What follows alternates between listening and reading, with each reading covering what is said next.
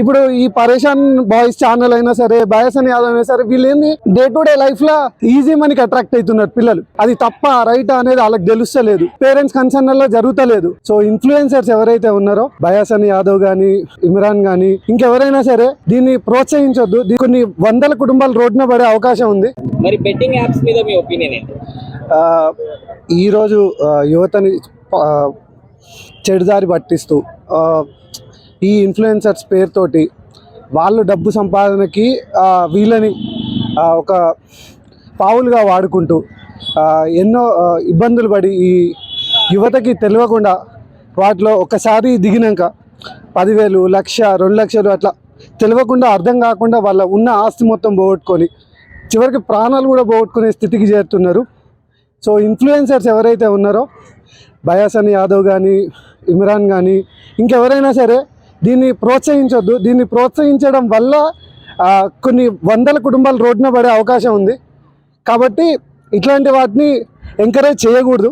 చేయడం వల్ల యువత ఈ దేశానికి ఏదైతే వెన్నుముక అంటున్నామో ఆ యువత చాలా ఇబ్బంది పడే పరిస్థితి వచ్చింది. సో మన తెలంగాణ ప్రభుత్వం అలర్ట్గా ఉండి వీళ్ళని వెంటనే కఠిన శిక్ష అమలు చేసి వీళ్ళని ఇట్లాంటి వాళ్ళని ప్రోత్సహించకుండా అండ్ వీళ్ళకి శిక్ష పడాలని కోరుకుంటున్నాను. ఎందుకంటే తప్పెవరు చేసినా తప్పే, అది ఇమ్రాన్ అయినా, అది బయాసన్ యాదవ్ అయినా, అది ఇంకొకరైనా సరే. సో ఇట్లా మిస్టేక్స్ చేయొద్దు, చేసి పిల్లల యువకుల ప్రాణాలతో చెలగాటం ఆడొద్దు అనేది నా కోరిక. సో మరి ఇమ్రాన్ గారిని అరెస్ట్ చేయబోతున్నారన్న వార్తలు వస్తున్నాయి, మరి అరెస్ట్ చేయడం కరెక్టే అంటారు? తప్పు చేశాడు కదా. ఇప్పుడు ఆయన బెట్టింగ్ యాప్ ఆయన ఆడడమే కాకుండా ఇట్లా ఆడాలి అని చెప్పి చూపించి వాళ్ళని ఇట్లా ఇన్ఫ్లుయెన్స్ చేసి ఆయన సబ్స్క్రైబర్స్ని పెంచుకోవడమే కాకుండా ఆయన వల్ల ఒక 10 మంది ఫ్యామిలీస్ చాలా సఫర్ అవుతున్నాయి ఈరోజు. సో అది కరెక్ట్ పద్ధతి కాదు.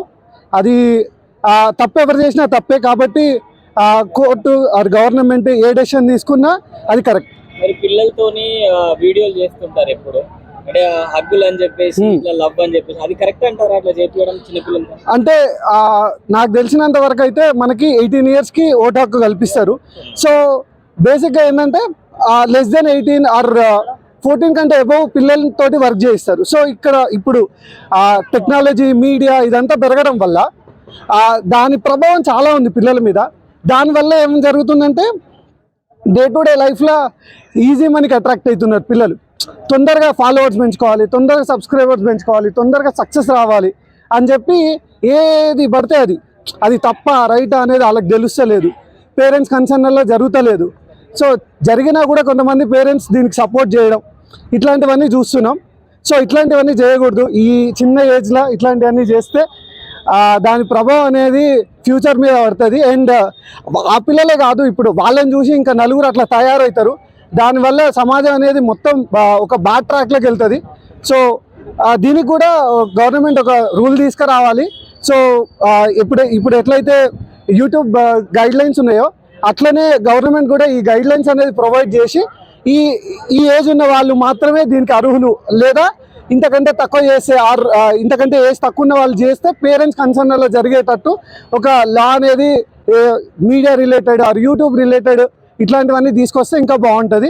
సో ఇప్పుడు ఇన్ఫ్లుయెన్సర్స్ ని అరెస్ట్ చేయడం వల్ల ఈ బెట్టింగ్స్ తగ్గుతుంది అనుకుంటున్నారా? డెఫినెట్లీ అండి. దానికి రీజన్ కూడా చెప్తా. ఇప్పుడు ఒక పర్సన్ మనల్ని ఇన్ఫ్లుయెన్స్ చేస్తున్నాడు కాబట్టే మనం దానికి ఇన్ఫ్లుయెన్స్ అవుతున్నాం. అదర్వైజ్ మనం దాని గురించి ఆలోచించాం, అసలు పట్టించుకోం కూడా. సో అది చెప్పేటోడు పర్ఫెక్ట్ ఉండాలి, కరెక్ట్ పర్సన్ ఉండాలి. ఇప్పుడు మనం ఏం నమ్ముతున్నాం అంటే ఇప్పుడు ఈ పరేషాన్ బాయ్స్ ఛానల్ అయినా సరే, బయాసన్ యాదవ్ అయినా సరే, వీళ్ళు ఏంది యూత్ని అట్రాక్ట్ చేస్తారు బాగా. ఏంటి, యూత్కి బైక్స్ అంటే ఇష్టం, లేదా గ్యాంగ్ మెయింటైన్ చేయడం అంటే ఇష్టం, లేదా నలుగురితో కలిసి ఇట్లా అటు వెళ్ళడం ఇటు వెళ్ళడం ఇట్లా ఎంజాయ్ చేయడం అంటే బాగా ఇష్టం. సో బేసిక్గా యూత్ని టార్గెట్ చేస్తూ వీళ్ళు ఛానల్ రన్ చేస్తారనమాట. సో ఇట్లాంటి వాళ్ళు తప్పు చేస్తున్నారు కాబట్టి ఇన్ఫ్లుయెన్సర్స్ని ఖచ్చితంగా చర్యలు తీసుకోవాలి.